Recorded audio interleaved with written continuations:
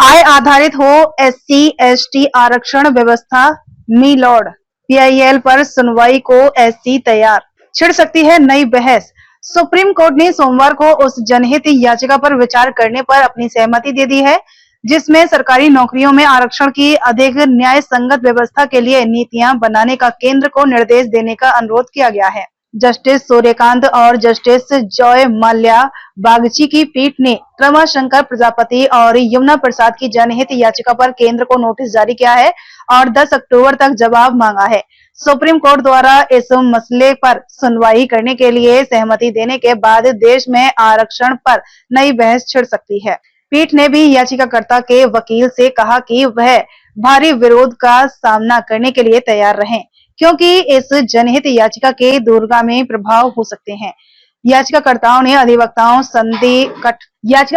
ने अधिवक्ता संदीप सिंह के माध्यम से जनहित याचिका दायर की है, जिसमें कहा गया है कि यह दृष्टिकोण संविधान के अनुच्छेद 14, 15 और 16 को मजबूत करेगा और मौजूदा आरक्षण सीमा में बिना किसी छेड़छाड़ के समान अवसर सुनिश्चित करेगा। आरक्षण के बावजूद वंचित लोग पीछे।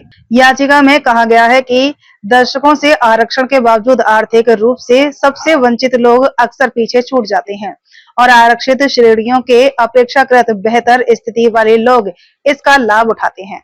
लेकिन आय के आधार पर प्राथमिकता देने से यह सुनिश्चित होगा कि मदद वहीं से शुरू हो जाए आज इसकी सबसे अधिक जरूरत है। जनहित याचिका में कहा गया है, अनुसूचित जाति और अन्य पिछड़ा वर्ग ओबीसी श्रेणियों से संबंधित याचिकाकर्ता वर्तमान याचिका के माध्यम से इन समुदायों के भीतर आर्थिक असमानताओं को उजागर करना चाहते हैं, जिसके कारण मौजूदा आरक्षण नीतियों के तहत लाभों का असमान वितरण हुआ है।